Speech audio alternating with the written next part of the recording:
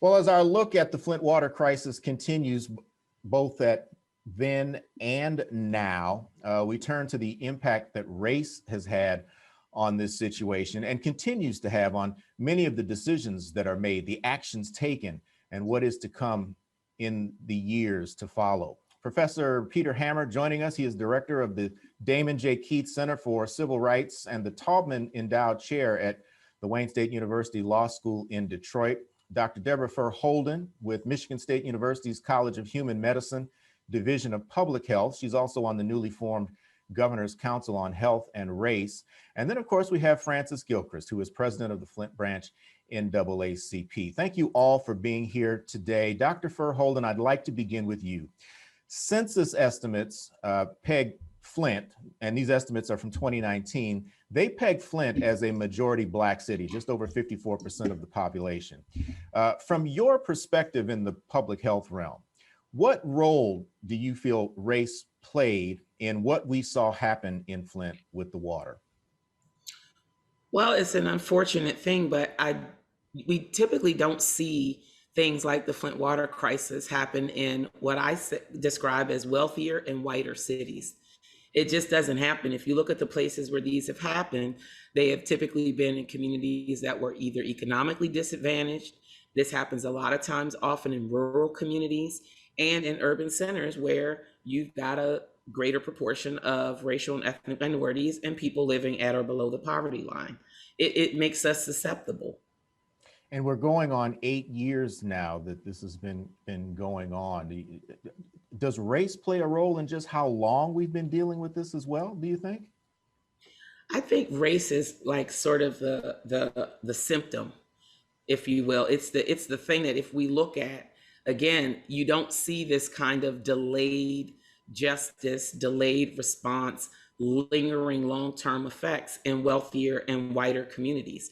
And the thing about race is it's so much collapsed because of the impact of things like historical and structural and institutional racism, right? There's nothing magical about race, but what race does, it gives way to racism. And if you talk to a lot of white residents in Flint, they'll tell you they didn't experience their white privilege during this water crisis. They just didn't. They will tell you, my children were poisoned the same way my Black neighbors' children were poisoned. And I think what that points to is racism is something that impacts all of us. This happening in a predominantly African-American, poorer city, and I use that word solely talking about economics, because there's a lot of richness in this city, including the great people of this city. But the reality of it is where you lack the economic will, you will often see a lack of political will, and it makes us susceptible to things like the Flint water crisis. President Gilchrist, same question to you here, but from the civil rights standpoint, what role in your mind did race play in this water crisis? It played a big, what it did is the NAACP has always had its eye on Michigan, Flint especially, because of the systemic racism that is ingrained in every piece of government. Really the water crisis started with the emergency manager law, which was disenfranchising a minority population. And the emergency manager law, as Deborah said, it was instituted in minority cities. It was not the city where I live out in Genesee. They had a structure set up that you had to have so many points. Well, where I live out in Genesee, we didn't meet the criteria that Flint met, but they never took us over. They took Flint over, they took Detroit over, they took Pontiac, Benton Harbor, those cities that were socioeconomically challenged. And I think it was the legislators'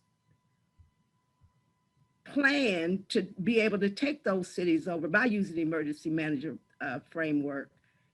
And that's unfortunate because they took the gain sharing of the sharing of the resources from Flint and then asked them to survive off of the monies that they weren't able to produce.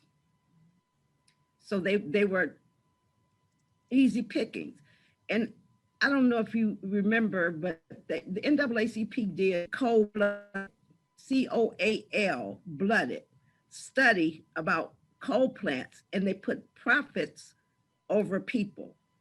So we understood that we're just a commodity that's dispensable, and that bothers me because that's the mindset that everyone came into the city of Flint. When we were screaming, the water is bad, they said, forget you. The water's not bad. If someone in Dearborn Heights had said the water is bad, someone would have answered the call to see, but we were ignored. And it goes back to the political impact that we have. We don't have a political will that they deem to be necessary until they want us to vote. And Professor Hammer, as we look at this from the legal standpoint, I see this as the civil aspect, which of course would involve the settlement. And then you have the criminal aspect as these cases work their way through court, dealing with who should be held accountable. So can you speak to how you see race having an impact on both of those? Yeah, I mean, I want to say I agree with other panelists have said. The Michigan Department of Civil Rights did hearings on this, and I wrote an extensive written report framing it historically from a perspective of spatial structural racism. And each one of those words means specific things in a specific context. And I think people really need to be reminded on how much structural racism and our inability to understand the dynamics of spatial structural racism led to the Flint water crisis. I often say that if you properly understand municipal distress, you can start seeing it as archaeological evidence of spatial structural racism. And until unless we do, we will continue to have misleading policies like emergency management, like water shutoffs in Flint and Detroit. And if we don't start imagining new relationships institutionally, we're going to have additional crises in the future. But if you think specifically about the settlement agreement you're asking for in the criminal charges, I wrote an opinion piece for Bloomberg Legal that basically said, I think that the settlement is probably the best that law can do, and recognizing that law is imperfect, and then making demands on the state legislature, right? So it shouldn't end with the settlement. The children of Flint are victims of state violence and should have a lifelong claim on a life cycle addressing their needs. So we should look at the settlement carefully. It's probably the best that law can do, but we shouldn't let our analysis and demands end at the settlement. We should continue to make demands on the legislature for the needs of those children through the course of their life. And then you look at the criminal charges, and it's way too little and it's way too late. But it may be the best last chance we have to really get to answers to questions we don't know about. There still has not been the telling of the story that needs to be told on the financing of the KWA pipeline, the manipulation of rules that led to the bonding of that, the role that the governor, what did he know and when did he know it? And most likely a tragic cover-up of the Legionella disease, right? So there's so much that we know, but there's even more that we don't know. And I'm hopeful that this criminal process will let us get to more information that we haven't had access to really tell a complete story of what happened in the city of Flint. On that level, we're already seeing how, for instance, former Governor Snyder's legal team is trying to have the trial moved to a different venue because they think any judge who would be in Flint or any potential juror who would be in Flint would already have their mind made up about the case. You could make the argument that there isn't a person in the United States, the entire country, that does not know what happened in Flint. So, you know, I'm not sure how far that argument really flies, but can an argument be made? And each of you can respond to this. We'll start with you, Professor Hammer, because it is kind of a legal question. Can an argument be made for even an attempt to move the trial or to make those types of claims is based on the racial makeup of the Flint area and where they would pull jurors from to hear this case Would that be a factor in that? Yeah. If you have enough money, you can find a lawyer that can make almost any argument you want. So yes and no. But I want to recenter your question on the basis of democracy. Few people kind of remember or understand that juries are a part of democracy, and they were always conceived of that way. So I think it would be the ultimate tragedy to have an emergency manager that displaced democracy be bookended with removing the jury from the city of Flint, which would be another denial of democracy. I think we need to trust our residents. We need to trust our residents in majority Black cities, and we need to believe that the people in the city of Flint are wise and just, and should be entrusted to make this kind of decision. I totally agree with you, Pete. The thing is that we as a community have had democracy circumvented that led to the water crisis. And it continues to be a snowball effect of how justice is meted. And it's not fair for you to say that you're so interested in moving the venue because you don't trust the people, but you didn't trust the people when you told them the water was fine. And the people are running a democracy. And if you don't trust the people, then you don't need to be included in the democracy. So why are the thresholds for justice different for you than for someone else? I would love to just pick up on this notion of trust, because as a public health professional and somebody who's often asked, how do we restore and repair or rebuild trust in Flint? You know, trust is a funny thing, right? Trust is at the foundation of any good relationship. And I think the residents of Flint have valid mistrust of government, of systems, of institutions, of political leaders. That is a well-earned mistrust, because the reality of it is, even if we don't understand exactly who knew what when, what we do know is that when things were known, the Flint community was not given the truth. And so whenever people say that, I say, trust is something that takes time. It takes time, but it's not just time. It has to be time and then good behavior that goes towards restoring and repairing.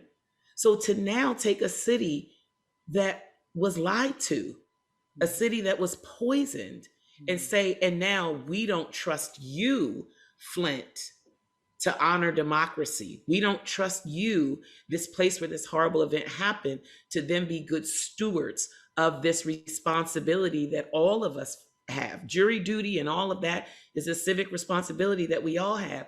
To now turn it around and say that we are the ones who are not worthy of trust to operate with democracy and goodwill is more injury and more insult and more assault on people who've already been traumatized. And it's very undemocratic. Yeah. And I know, Professor Hammer, you mentioned the study there, and I believe you're referring to the one that the Michigan Civil Rights Commission published, the Flint Water Crisis, Systemic Racism Through the Lens of Flint. And there were several recommendations that were put forth in that study. Rebuilding trust was one of them. And, you know, just as we've heard and discussed already, that's probably going to be the hardest thing to achieve, is the rebuilding of that trust. But it's been 4 years now since that study, or almost 4 years since that study was published.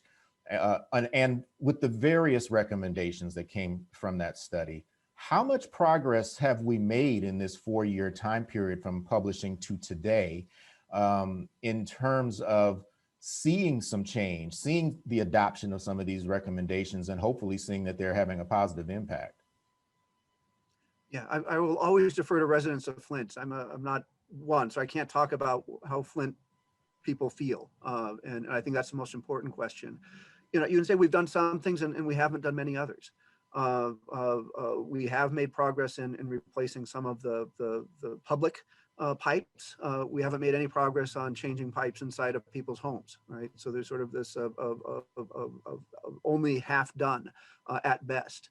But if I lived in Flint, I would have a very hard time trusting public health officials, right? So even if they tell me that the water is safe, I don't know logically whether I could believe that.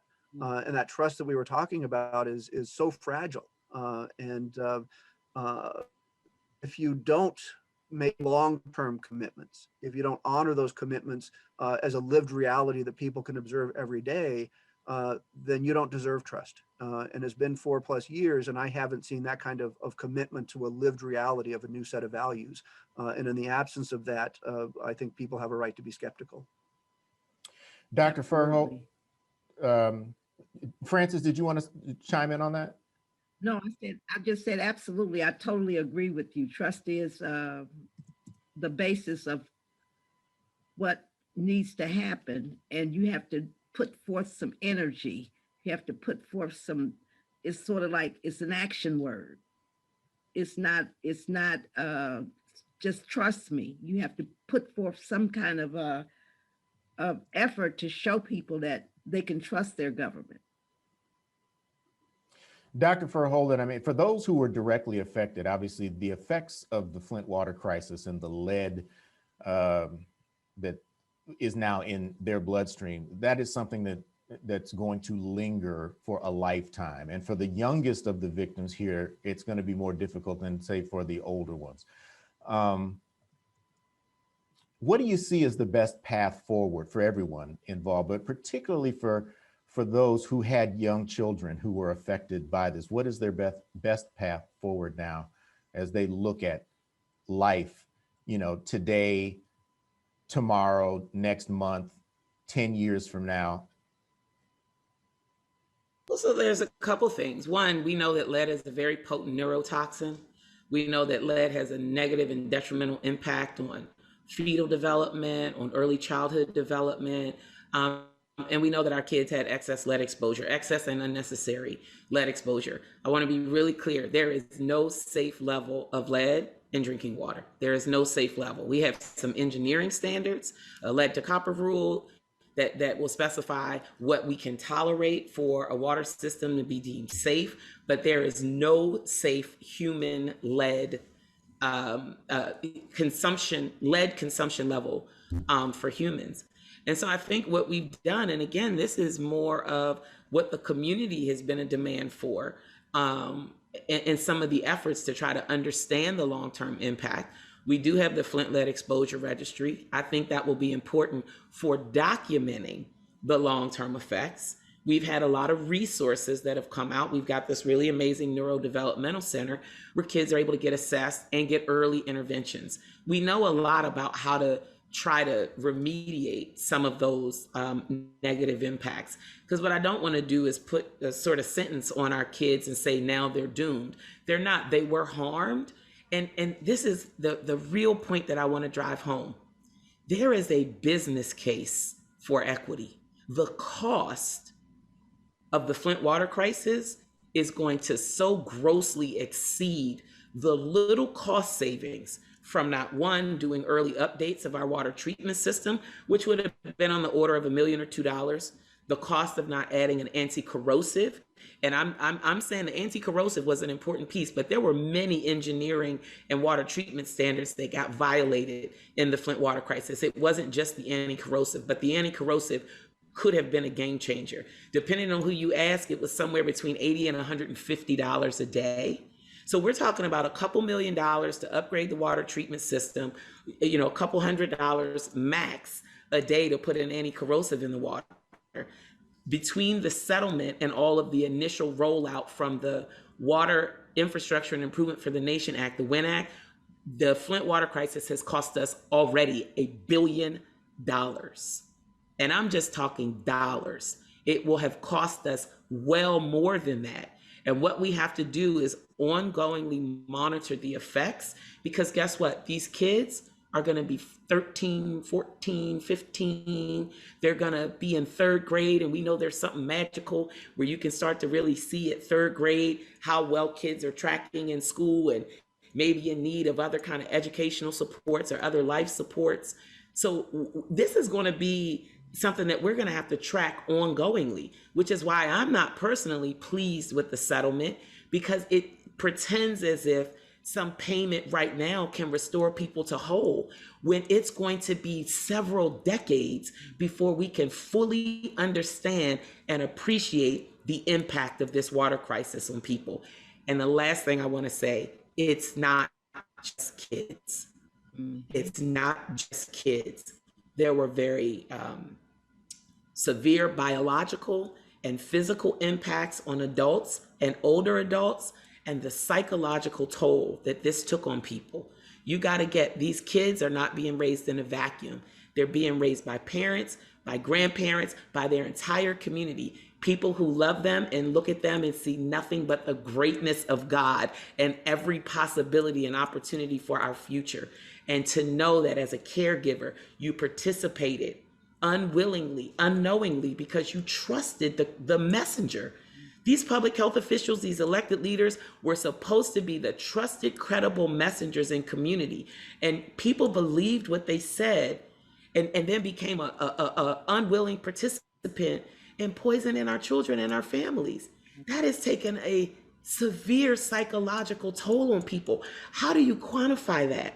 How do you restore people to whole? That is nothing that can be done with a one and done settlement. So I think we need ongoing investments. We need to continue to look at these problems. We need ongoing research to make sure that we fully understand the impacts and that we actually restore people to whole. And we need justice.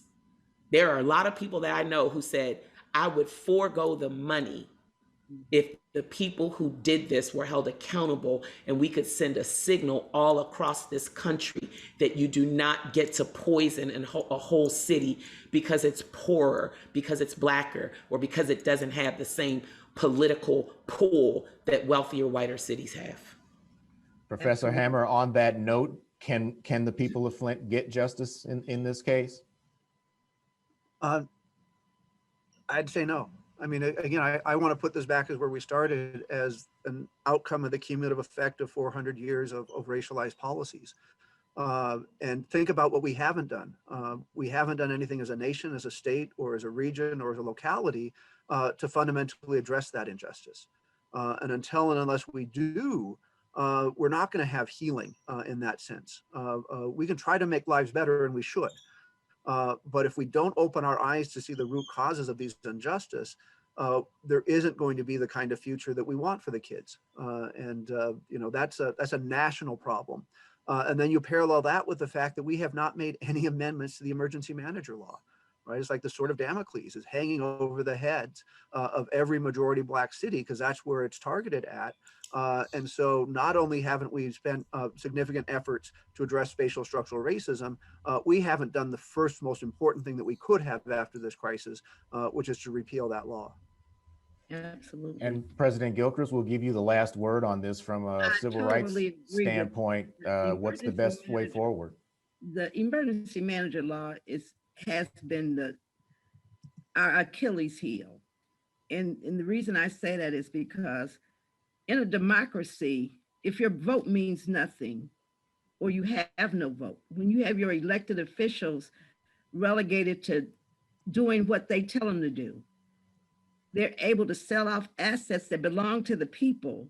Until you repeal that law, you have nothing. I think the first thing that we did as the NAACP national office, we filed a lawsuit. We filed a lawsuit and to bring wholeness back to the citizens of Flint. And it was a civil rights lawsuit. And they took the civil rights pieces out of it. The judge denied that part of the lawsuit, which was, I've not been able to understand that yet, because Flint was a Black city, majority Black and social economic city that was depressed. And if you don't think that our rights have been violated, and you're looking at the report from the Department of Civil Rights that said race was the key issue in this poisoning. It wasn't somebody else that said it, was the Department of Civil Rights after hearings. Our national president came to Flint 3 times to find out about this water and how it impacts the community. And they deemed it a civil rights violation. we have a 64-member board from all over the country, and they did a resolution to say it was an infraction of the civil rights of the people of Flint to be poisoned by water by our government. And then they threw that piece out of the equation in the lawsuit. But it was. And it is sad that we feel that we never can get justice for whatever happens. It's just like grin and bear it. Take your $15 and go on somewhere and be still. And they have not done the things that they promised to do. How do we sustain the city of Flint when we have homes values are gone, when you have people gone, when you have water bills that they can't pay? And it all came from the government. So how do you sustain us? How do we look 30 years from now when our most precious resource, which is our people, have been poisoned? I want to thank you. Nobody's addressing that. Yeah. We could sit and talk about this, I think, all night long, and we're kind of out of time at this point. But I want to thank all three of you for spending this time with us and with our viewers here at Mid-Michigan Now as we tackle this important issue, because it's not going away. We're 8 years into it, and as you've all said, we've got decades to go in dealing with this. Francis Gilchrist, Dr. Deborah Verholden, Professor Peter Hammer, thank you all for your time today. Thank you for addressing this issue. Appreciate it.